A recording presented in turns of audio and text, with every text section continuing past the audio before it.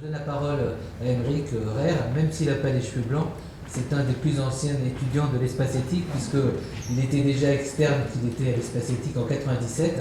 Il a parcouru le cheminement d'un psychiatre, mais également d'un docteur, puisqu'il a été docteur chez nous l'année dernière. Il a fait un doctorat d'éthique. Voilà, donc il a beaucoup de légitimité à intervenir sur ces sujets. Merci Emmanuel. Bonjour à tous. Effectivement, ça ne se voit pas, mais je suis un bébé de l'espace éthique. Ça fait presque 20 ans maintenant que je connais l'espace éthique, donc c'est toute une histoire assez surprenante d'ailleurs au fond. Et je suis très content d'être là avec vous. Je trouve que cette forme de forum là est très stimulante et je vais essayer de partager un peu avec vous des idées autour de cette thématique.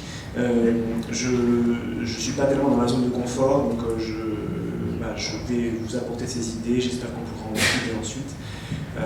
Je suis psychiatre de formation et d'exercice, je suis spécialisé dans les addictions, donc je travaille en fait en Seine-Saint-Denis, dans les hôpitaux de la PHP de la Seine-Saint-Denis auprès de publics ayant des conduites addictives, toutes sortes de conduites addictives, ce qui m'a donné finalement un regard un peu singulier sur la clinique et j'essaierai un peu de parcourir cette clinique autour de cette question.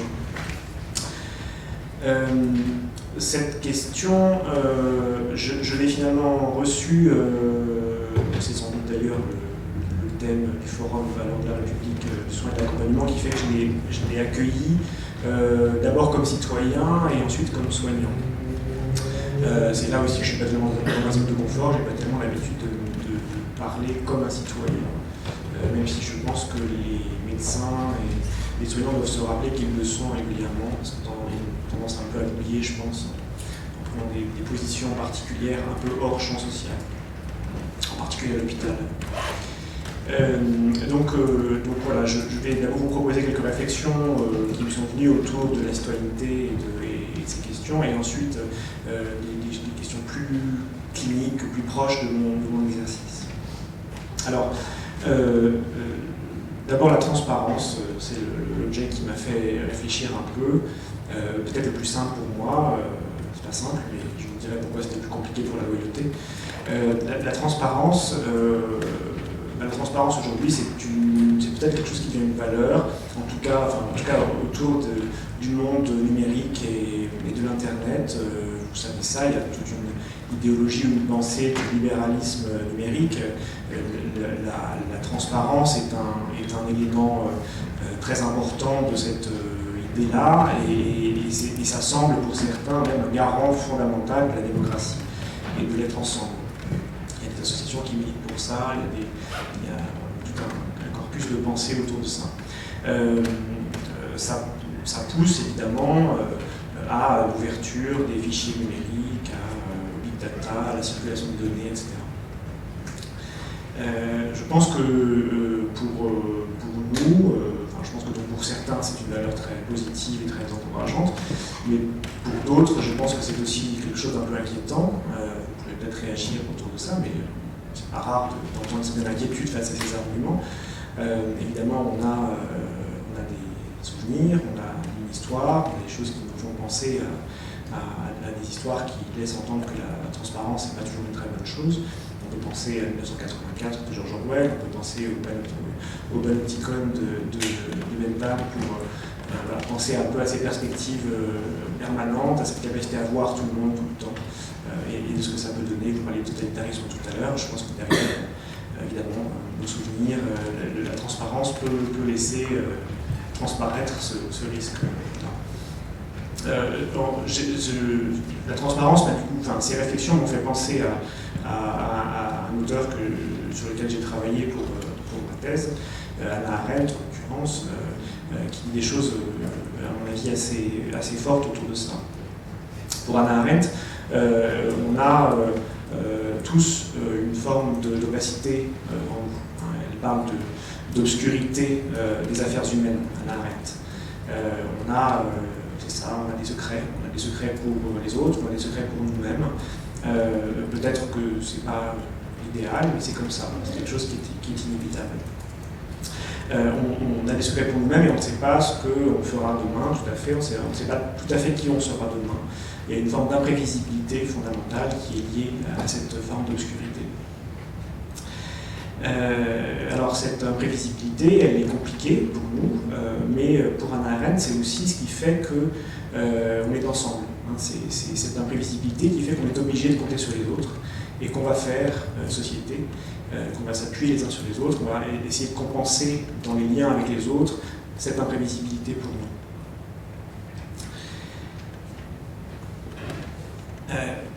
Pour que dans la société cette imprévisibilité soit gérable, on utilise, d'après Hannah Arendt, la promesse. C'est la promesse qui fait qu'on va garantir un minimum de sécurité aux autres et à nous-mêmes, sans complètement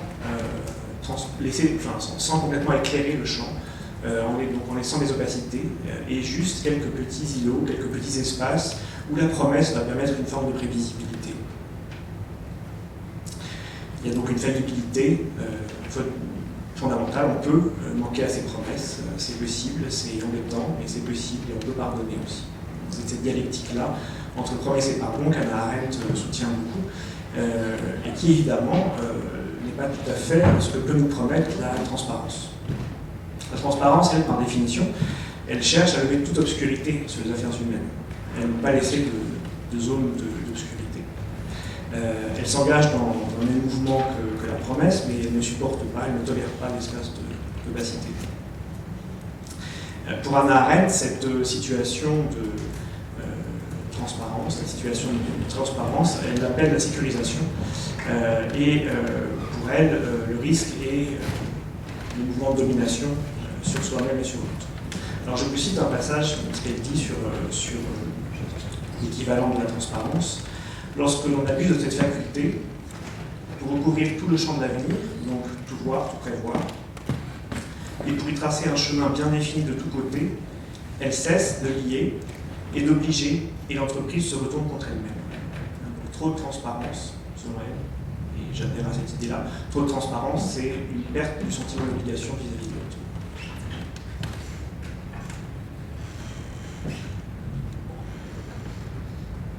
Alors dans le champ du soin, évidemment, on a beaucoup cité cet exemple de la certification, de la protocolisation, d'une manière générale du soin. Protocolisation qui a un effet de transparence sur ce qu'on va proposer au patient, sur ce que le patient sait qu'on va lui proposer. Cette espèce de transparence qui règne sur la relation de soins, elle peut avoir cet effet-là, et on s'en plaint régulièrement, de perte du sentiment d'obligation vis-à-vis de l'autre et de perte du lien finalement avec le patient.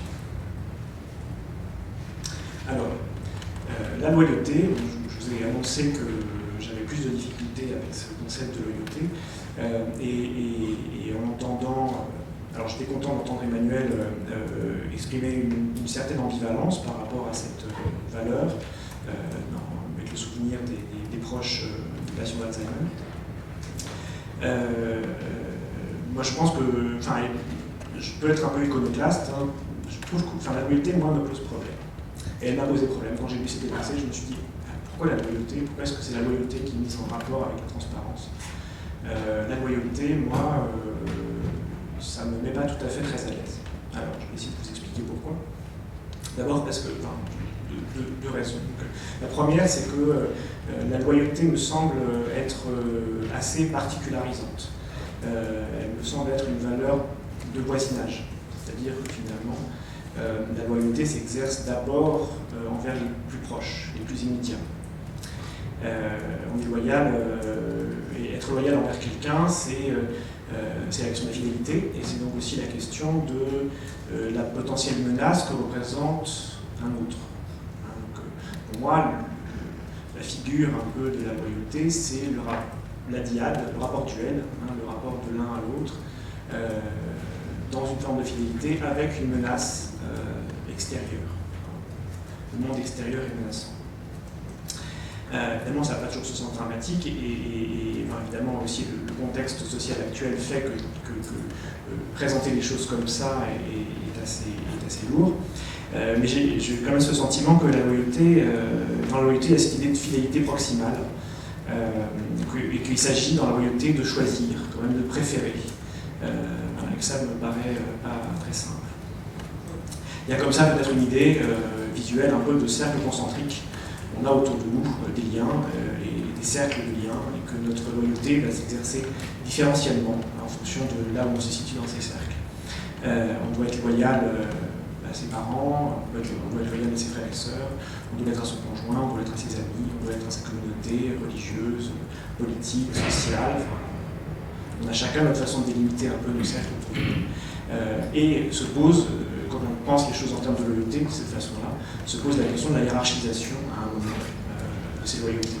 Quel lien on va choisir, quel lien on va préférer quand les conflits de loyauté émergent. Alors je me dis que peut-être c'est différent quand on pense au niveau de l'individu et au niveau du corps social. Peut-être que on aurait chacun d'entre nous plutôt tendance à hiérarchiser à partir du plus proche, effectivement. On a tendance à penser que protéger son lien familial, c'est plus important que son lien social. Et peut-être qu'au plan collectif, on aurait une vision inverse. Peut-être que l'État nous demande plutôt de privilégier une forme de loyauté globale, générale, avant de privilégier nos loyautés personnelles. Je laisse cette question évidemment ouverte.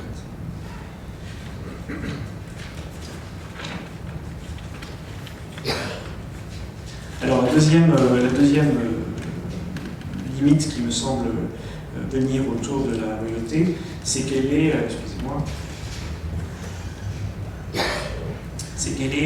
elle me semble être foncièrement déontologique.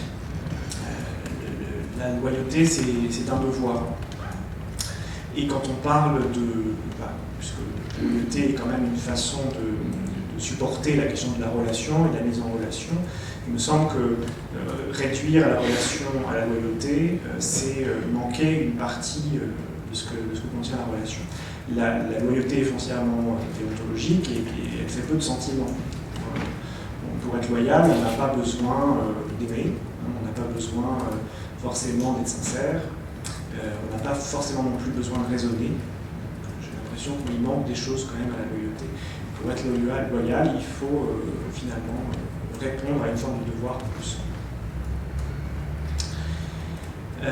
Alors, dans l'actualité, réfléchir à ces questions, ça m'a fait aussi réfléchir effectivement à des phénomènes d'actualité, à des questions en cours. Il y a évidemment les Panama Papers, en ce moment, que je trouve intéressant de ça. Voilà. Il y a des questions de loyauté, il y a des questions de transparence, évidemment. Alors, j'y ai surtout pensé autour de... Dans le Monde, il y avait des articles sur les témoignages de gens qui avaient accepté de dire un peu pourquoi ils étaient dans les paradis offshore. Et il y a plusieurs personnes, alors certainement ce sont des récits, c'est raconté, les gens disent ce qu'ils veulent dire, mais il y a plusieurs histoires de gens qui racontent qu'ils se sont retrouvés finalement avec un héritage de leurs parents qui avaient placé un peu d'argent, pas forcément des sommes phénoménales, mais qui avaient placé un peu d'argent dans des paradis offshore. Il y avait un héritage d'une entreprise familiale dont les gens ne savaient pas quoi faire, ou qui était déjà illégalement placé, et donc ils avaient laissé perdurer ces comptes offshore, et ils se retrouvaient là dans la situation en pleine lumière, ils se retrouvaient exposés parce qu'ils étaient détenteurs de ces comptes. Je trouve que là, ça illustre assez bien cette question de la loyauté. Ce sont des gens qui se sentent loyaux vis-à-vis de leurs parents en gardant ce patrimoine qui est immense vis-à-vis de leur ministère.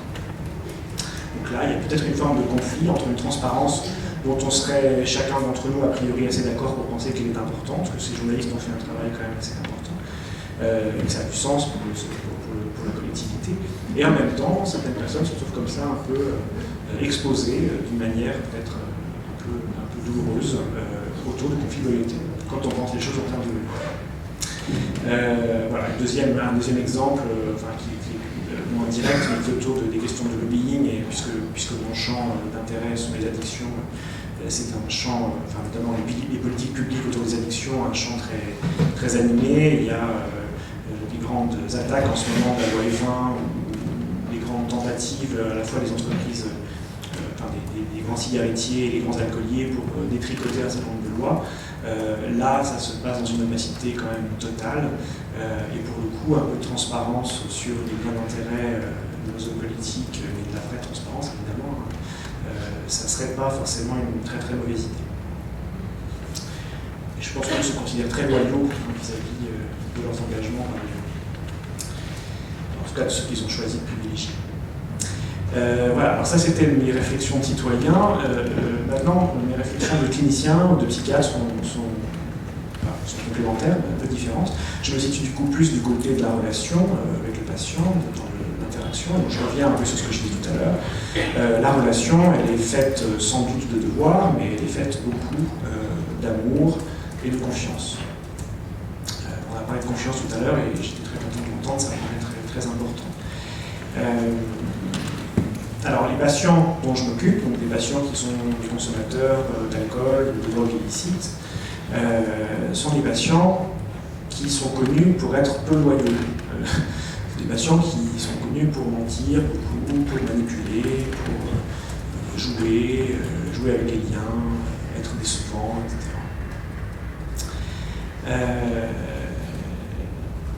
Alors, si on essaie de comprendre un peu ce qui arrive à ces gens, au-delà de la question de loyauté, on sait que c'est des gens qui ont des histoires quand même souvent très douloureuses, et que ce sont des enfants qui ont été des enfants qui n'ont pas eu tellement de possibilités qui n'ont pas eu tellement d'accès au secret. C'est des enfants qui ont sans doute été soit trop transparents, et comme ça des histoires de famille où les enfants peuvent être dans une situation où ils ne peuvent pas garder le secret pour eux, où ils sont sommés de dévoiler tout, ils ne peuvent pas avoir de capacité interne protégée. Et puis des enfants qui sont complètement opaques aussi, avec des parents très déprimés, très absents, très malades, où aucune perception des émotions, aucun lien n'est accessible, où les enfants se trouvent dans une situation d'opacité majeure. Dans ces situations un peu extrêmes d'opacité ou de transparence, le secret n'est pas possible. Il y a une psychanalyste, Pierre Aulagnier, qui dit très bien que le droit au secret est une condition pour pouvoir penser. Un petit enfant a besoin de secret, il a besoin de mentir aussi. Il y a eu beaucoup d'études psychanalytiques et psychologiques sur les mensonges des enfants. Le mensonge des enfants est un élément fondamental du développement.